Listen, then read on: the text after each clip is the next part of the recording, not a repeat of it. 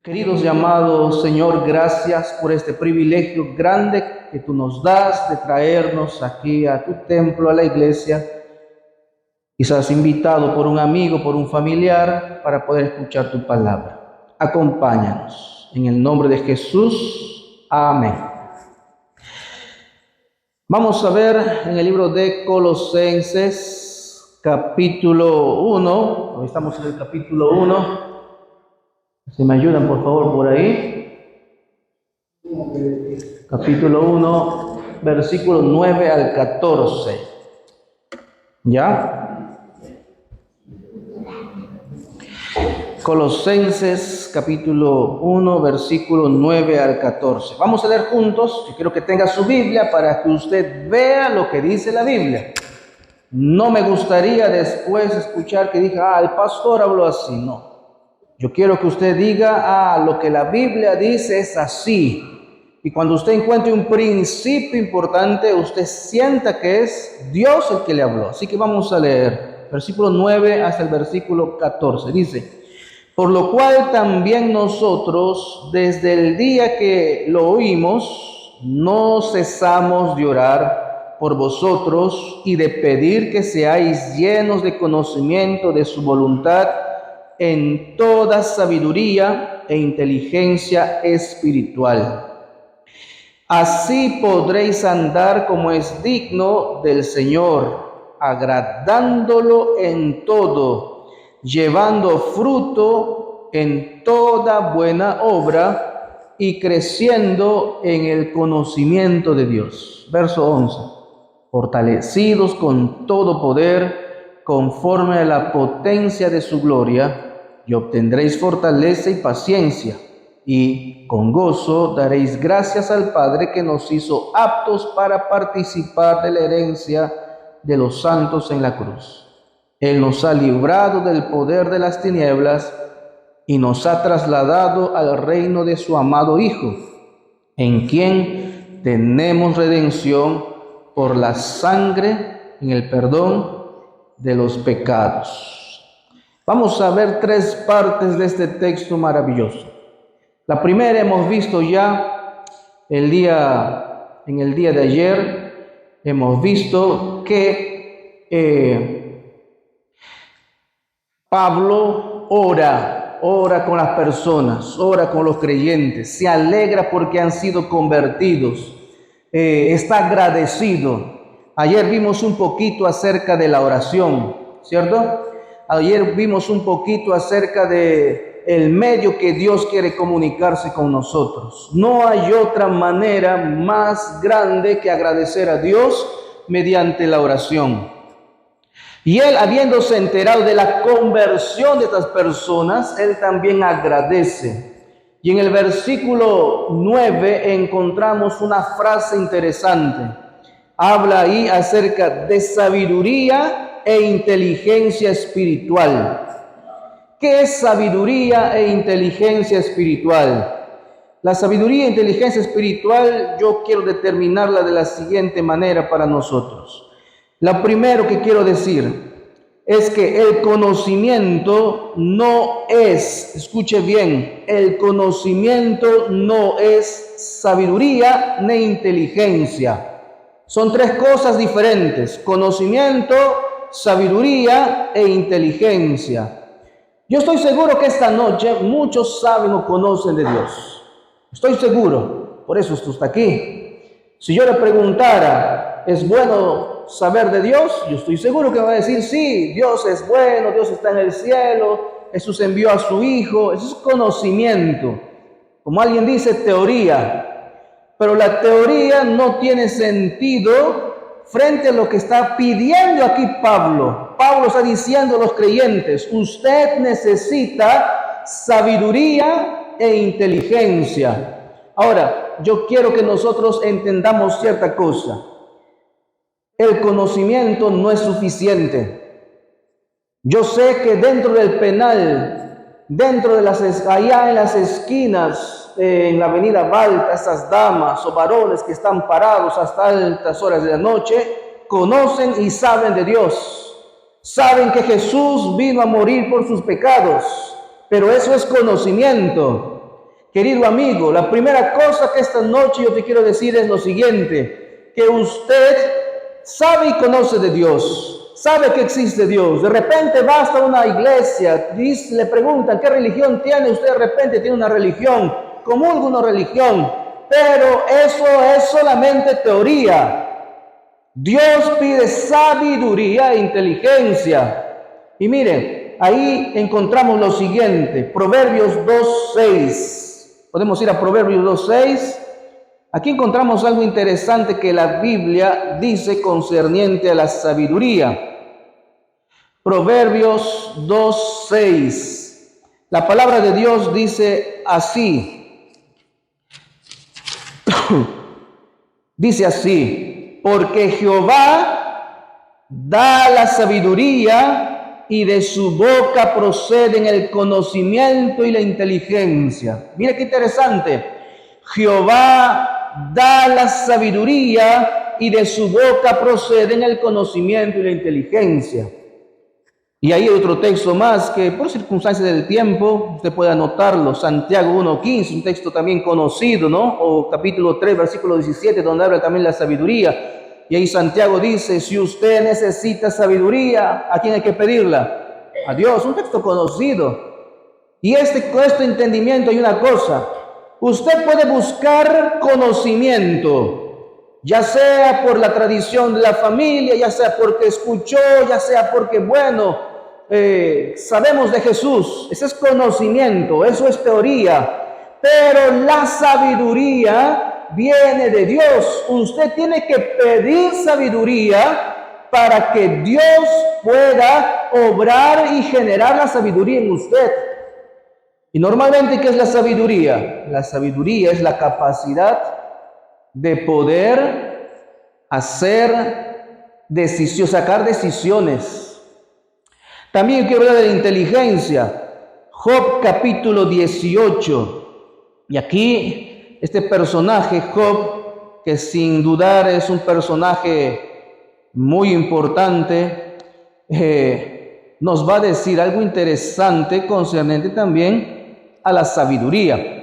Job capítulo 18, versículo 18. Si usted no sabe quién fue Job, lea los 2 primeros capítulos de Job y va a ver un poquito de lo que es la historia. Él pasó momentos trágicos, pero él mira lo que dice en el libro que relata su historia y su circunstancia. Job 18:18 dice, de la luz es lanzado a las tinieblas y es arrojado al mundo. Mira, y si nosotros vamos a Romanos 12, tomando la idea que Job menciona aquí, Romanos 12:2, vamos a encontrar también algo interesante concerniente a esta idea de la inteligencia.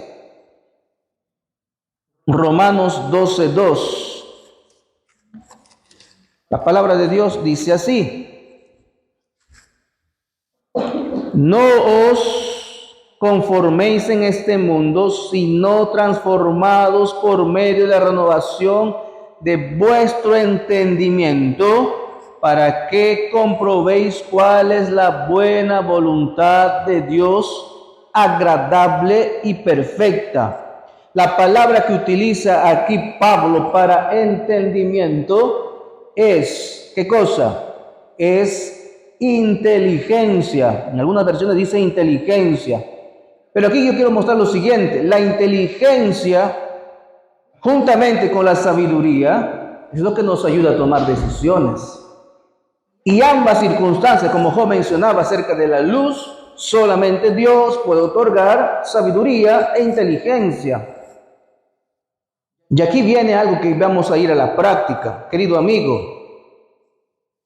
Muchas veces nosotros nos arrepentimos de muchas cosas que decidimos, porque quizás tomamos malas decisiones, porque quizás nosotros no hemos hecho alguna circunstancia que está bien. Ahora, la palabra de Dios dice que la sabiduría y la inteligencia que esperan no es solamente la inteligencia para poder decidir en los aspectos emocionales, en los aspectos de la vida cotidiana. Si nosotros vamos ahí a lo que nos dice la palabra de Dios, vamos a ver que nos está diciendo que es sabiduría e inteligencia espiritual. Entonces, ¿qué quiere decir Pablo aquí a las personas? Que usted, para que pueda tomar una buena decisión en el aspecto espiritual, tiene que buscar ¿a quién? A Dios. El problema no es ese, porque eso yo sé que usted conoce, yo sé que usted sabe.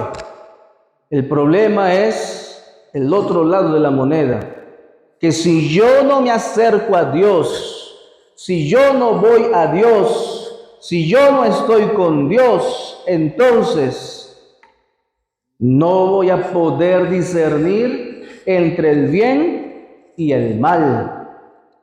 Y alguien puede decirme de repente, pastor, pero yo sí puedo discernir entre el bien y el mal. Yo sé que es bueno y que es malo. No, mi querido amigo.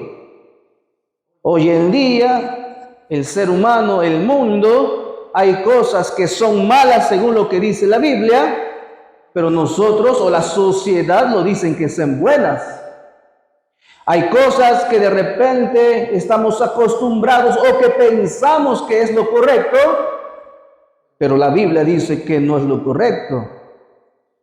Y ahí es donde viene el discernimiento, la sabiduría e inteligencia que usted necesita. Yo hago un paréntesis aquí antes de pasar al segundo punto. Usted no necesita que la iglesia, que una persona, que el amigo que lo trajo, le diga qué cosa es bueno o qué cosa es mala.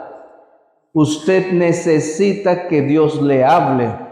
Y Dios solamente nos habla mediante su palabra.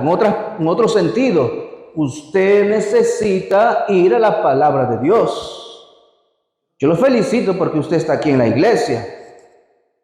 Pero si usted solamente ve la iglesia, voy a tomar el ejemplo aquí de San Miguel, de la iglesia de San Miguel. Usted va a encontrar personas que no son perfectas, personas que todavía no han cambiado su carácter, personas que todavía están en un proceso de transformación, de conversión. Y si usted solamente ve eso, usted va a decir, esto no está bien, y se va a ir. Y ese es el problema que muchos cristianos tienen hoy. Ayer hablamos de eso. Todo el libro de Colosenses va a hablar de la permanencia de estar con Cristo. ¿Cómo yo puedo permanecer en Cristo? Y alguien me dijo alguna vez, ¿cómo yo puedo estar con Cristo si es que ahí los hermanos les gusta hablar de la vida de otros? ¿Cómo puedo yo estar con Cristo si es que de repente ahí los hermanos son tardones? De todo he escuchado. Y ayer yo conté una historia de una hermana, una ex hermana de la iglesia, pero con su corazón fiel al Señor, que me contó ciertas cosas, ciertos errores. Somos humanos, pero en el momento que usted permanezca en Cristo, tenga sabiduría, tenga inteligencia espiritual, su vida va a ser transformada, su vida va a ser diferente. Su vida va a poder llegar a tomar buenas decisiones para su vida, buenas decisiones para sus sentimientos, buenas decisiones para su trabajo, buenas decisiones para su salud. Y eso es grandioso. Pero el problema que Pablo veía en las personas que estaban escuchando su mensaje era de que ellos sabían de Jesús, ellos conocían de Jesús, ellos sabían que Jesús había muerto, que las cosas de Dios eran buenas, pero era solamente teoría.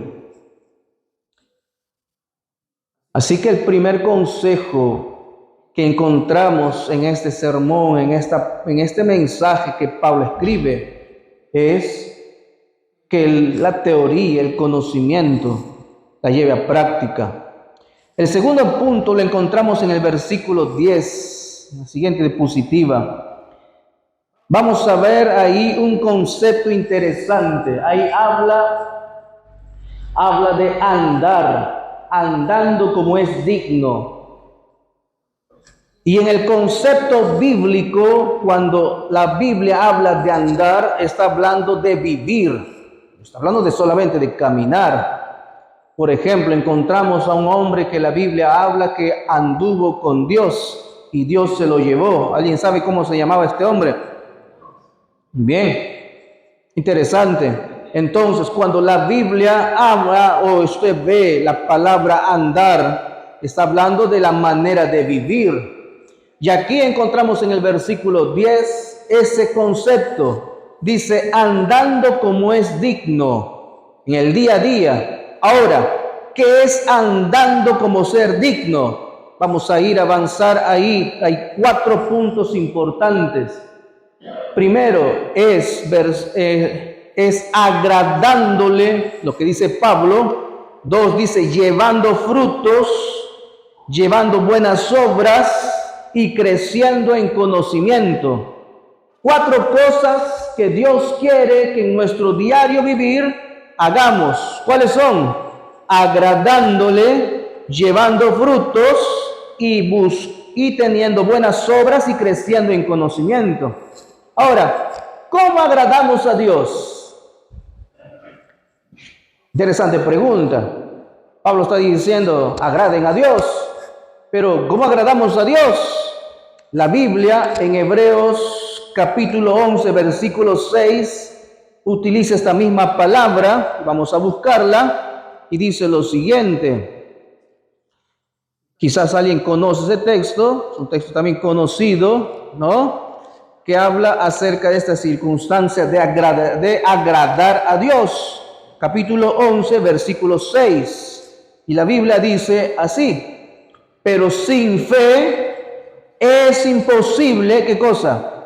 Agradar a Dios, porque es necesario que el que se acerca a Dios crea que Él existe y que recompensa a los que lo buscan. Miren qué bonito. La Biblia se responde solo. ¿Cómo yo puedo agradar a Dios? ¿Qué necesito para agradar a Dios? Fe. Pastor, ¿y qué es fe? Y ahí el mismo texto aquí da una cierta idea. Dice el versículo ahí, terminando, versículo 6, porque es necesario que el que se acerca a Dios, esto es teoría, usted se acerca a Dios, usted ha venido a la iglesia, usted está estudiando, tiene una Biblia, se acerca a Dios, en Semana Santa para de hacer sus cosas, para, entre comillas, recordar el sacrificio de Cristo, pero es necesario que el que se acerca a Dios crea que Él existe. Mire, yo si preguntara, ¿cuántos creen que Dios existe? Yo creo que todos levantaron la mano. Pero aquí hay otra parte de lo que es la fe. La otra parte está ahí en la última parte de este versículo. Y que recompensa a los que lo buscan. Y aquí viene algo interesante para nosotros. Si usted quiere agradar a Dios, usted tiene que creer en Dios. Y eso va para todos los que estamos aquí, inclusive de repente personas que somos cristianas. Yo he encontrado personas que son cristianos, que son cristianas, que creen en Dios. Pero a veces, cuando vienen los problemas, se olvidan de Dios. Parece que se acercan a Dios, pero se olvidan de Dios. Que utilizan otros medios. Por ejemplo, he encontrado personas que creen en Dios, saben de Dios, y cuando les va mal o están enfermos, en vez de arrodillarse y buscar a Dios, van y buscan un curandero. Va y busca un brujo. No hay dinero, se van a bañarse allá a las guaringas. ¿Conocen las guaringas? ¿No han escuchado las guaringas? Allá en Piura, para arriba, para Huancabamba, dentro hay unas lagunas muy heladas. Y las creencias es de que si se mojan ahí y hay un rito y total, les va a ir bien. O el tradicional florecimiento.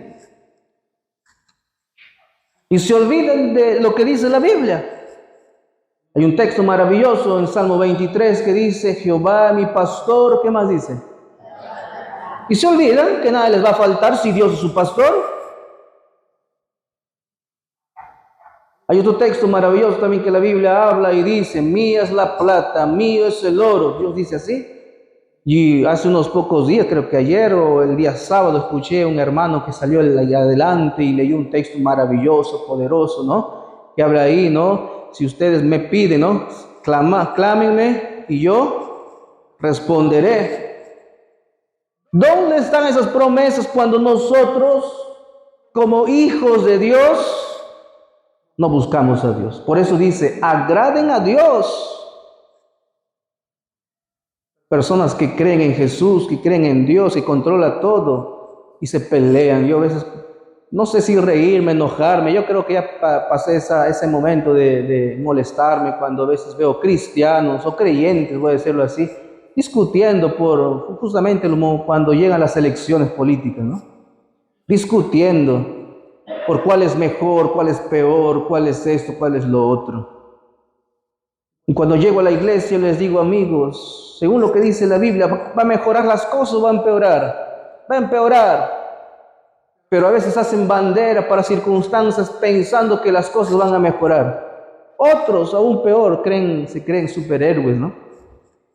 Quieren rescatar a los más débiles. Hermanos, usted tiene que pensar en agradar a Dios, no a los hombres, no a la familia. Yo he encontrado personas que cuando tienen que tomar una decisión importante para su vida, a veces ponen el peso, dice, pero mire, mi familia, ¿qué va a decir mi familia? ¿Qué va a decir mi padre? Y a veces los padres, la madre ya no están, ya descansan, dice, ¿qué va a decir su memoria de mi familia? La tradición. Usted no tiene que buscar agradar a la persona que está a su costado. Por eso estoy hablando esta noche para ti y decirte, usted tiene que agradar al pastor, agradar a un líder, una persona, a la persona que tiene dinero. En el concepto humano es, yo me voy a hacer amigo de las personas que tienen dinero, que son poderosas, que son influencia. Y las redes sociales utilizan esto, por eso somos seguidores de personas que tienen más seguidores o más, entre comillas, populares. Pero usted no tiene que agradar a otro ser humano. Usted tiene que agradar ¿a quién? A Dios. Y de paso, esta semana vamos a ver también algunos detalles, porque Colosenses habla un poquito de la familia. Padres, a veces queremos agradar a los hijos y somos permisibles. Yo lo experimento y tengo 2 hijos, como ustedes saben, pequeñitos. Y cada día que salen del colegio, estos pequeñitos me dicen, papá, ¿hay helado? Y el heladero está ahí, pues, ¿no? Bueno, yo les digo que no. Pero yo a veces veo, porque yo ahora pues tengo 2 meses ya por aquí, y veo padres que todos los días gastan en helado. Interesante. A veces queremos agradar a una persona. Yo cuando hablo de persona no quiere decir que estás pensando en el político. También cuando nosotros queremos agradar a las personas que nos rodean. Y cuando usted olvida agradar a Dios, hay un problema. A veces hay jóvenes que quieren agradar al profesor para no jalarse. Agradar de repente por alguna circunstancia del trabajo. Y olvidan los principios que Dios estableció en su palabra. Ahí viene el problema. Usted quiere ser un buen cristiano, usted quiere ser un buen hijo de Dios. De paso, yo no estoy hablando aquí de religión. Aquí Pablo está hablando a un grupo de creyentes y le dijo, ustedes tienen que ser buenos hijos de Dios. No agrade a las personas. Primer consejo, ¿a quién tiene que agradar? A Dios. Y para agradar a Dios, usted necesita fe.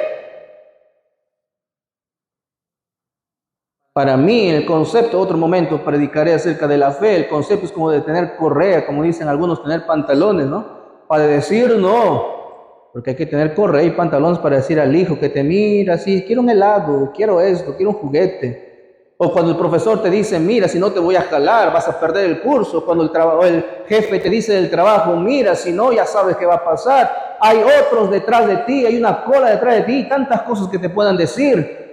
Pero fe es tener correa. El segundo aspecto Podemos hablar mucho de este aspecto, es ahí frutos. Mateo 3:8, Jesús mismo habló de esos frutos. Hay muchos textos que hablan acerca de los frutos que debemos tener. Pero mire lo que Jesús menciona aquí concerniente a los frutos. Mateo capítulo 3, versículo 8. Dice la palabra de Dios así: producid pues frutos. ¿Qué tipo de frutos? Dignos de arrepentimiento. Y aquí hay un interesante. Eso quiere decir que una persona puede producir dos tipos de frutos. Porque aquí Dios pide frutos. ¿Qué tipo de frutos? Dignos.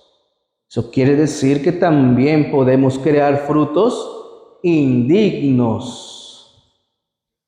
Interesante. ¿Y cuáles son los frutos dignos que dice la palabra de Dios?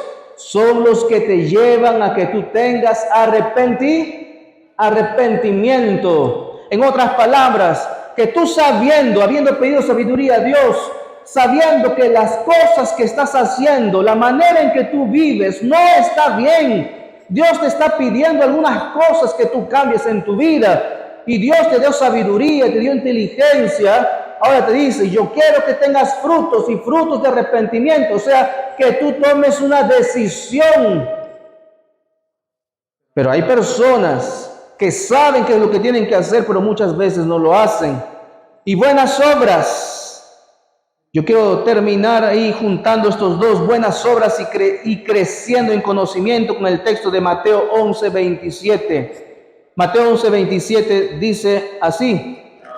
Jesús está hablando aquí, dice: todas las cosas me fueron entregadas por mi Padre, y nadie conoce al Hijo sino al Padre, ni nadie conoce al Padre sino el Hijo, y aquel a quien el Hijo se lo quiere revelar. Ayer yo te dije una verdad: no hay coincidencia para Dios. Dios no juega al azar. Para Dios no existe casualidad.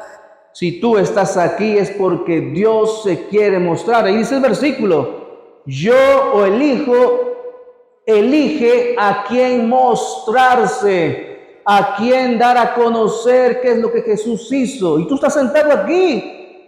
No es casualidad.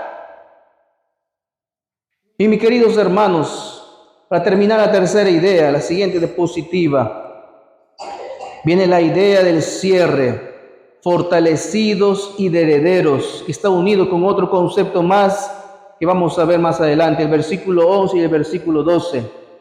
Y ahí nos dice que la única manera de ser fortalecidos y de ser herederos es mediante la gloria de Dios.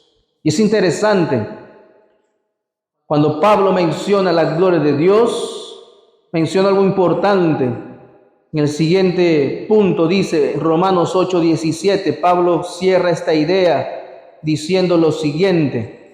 Vamos a leer Romanos 8:17. Y si hijos, también herederos, herederos de Dios y coherederos con Cristo, si es que padecemos juntamente con Él, para que juntamente con Él seamos glorificados. ¿Qué quiere decir esto? Que todas las personas pueden alcanzar la gloria de Dios. ¿Por qué? Porque somos herederos. Amén. Pero puede ser que esta noche hay alguien aquí que no se siente heredero. Y aquí viene la otra idea con la que cierra Pablo en la siguiente diapositiva, mi amigo. En el versículo 13 y 14 él cierra esta idea y habla de ser redimidos y perdonados. En Efesios 1:7, que es el mismo Pablo el que escribe esta carta, él dice lo siguiente para con nosotros. Efesios 1:7. Que Dios nos ha rescatado. Vamos a leer 1:7. En Él tenemos redención por su sangre y perdón de pecados. Qué bonito texto. Si usted leyera también Isaías 1:18, es un texto conocido, maravilloso. A mí me encanta repasar este texto.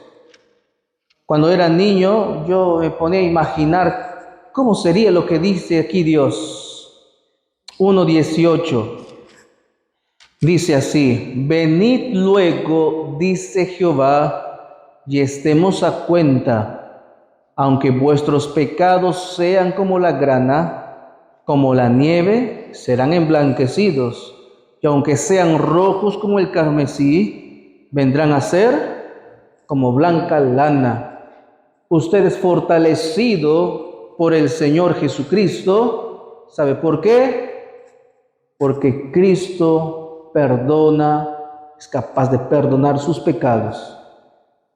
El pecado más oscuro, el pecado más terrible, dice ahí, si tus pecados fueran oscuros, negros, rojizos, en aquel entonces, cuando una ropa se ensuciaba, se teñía, que normalmente era por, la gente pues en aquel entonces tenía sus animalitos, ¿no?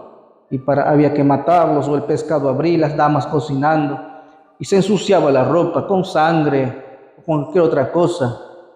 En aquel entonces no había detergente, no había Vanish para limpiar y hacer que la ropa quede blanquita como ahora, no había lejía.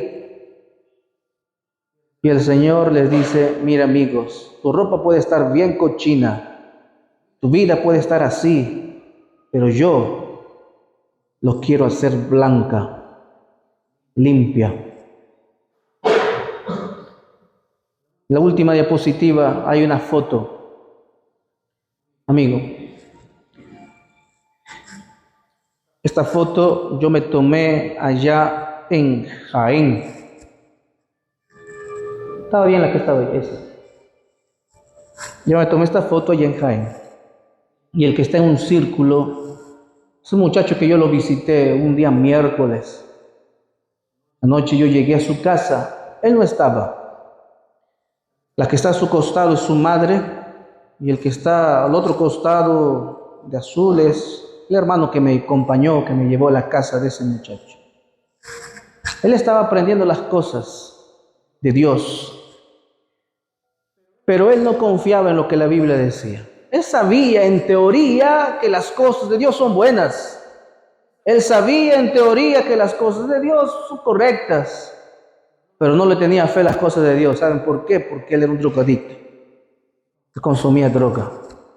Y aparte de eso era alcohólico. Alcohólico que era de los alcohólicos que estaban en el suelo, tirados, que lo encontraban por ahí, que no llegaba a su casa varios días.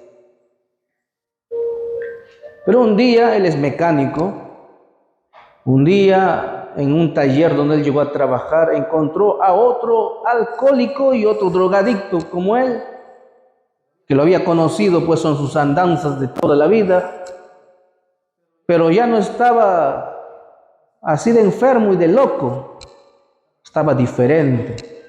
Y él se fue acercando, se fue haciendo amigo y le dijo, ¿por qué estás diferente? ¿Qué te ha pasado?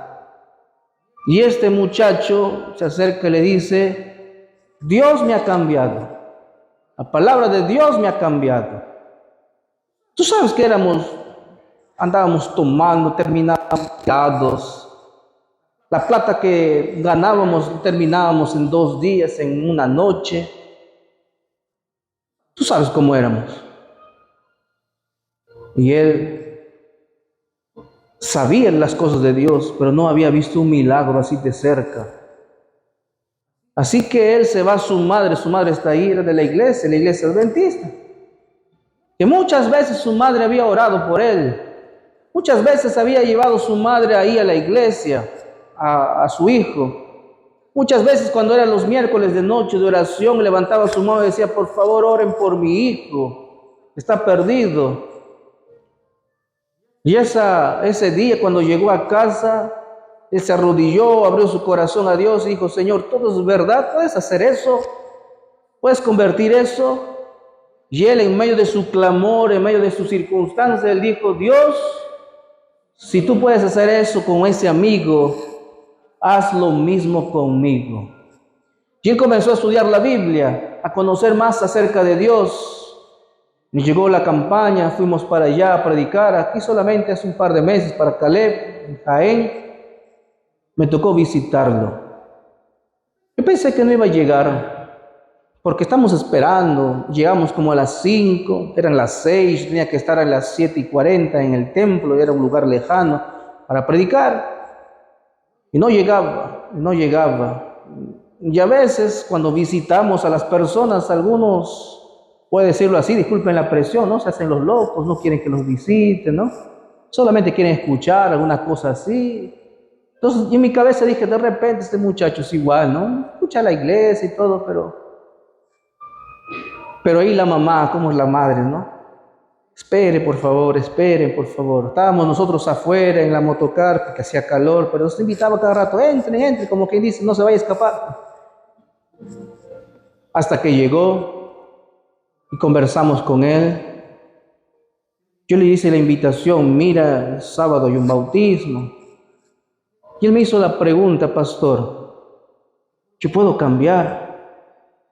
¿Dios puede transformarme? Y me contó lo que les estoy contando. Mire, encontré a mi amigo, que esto y lo otro.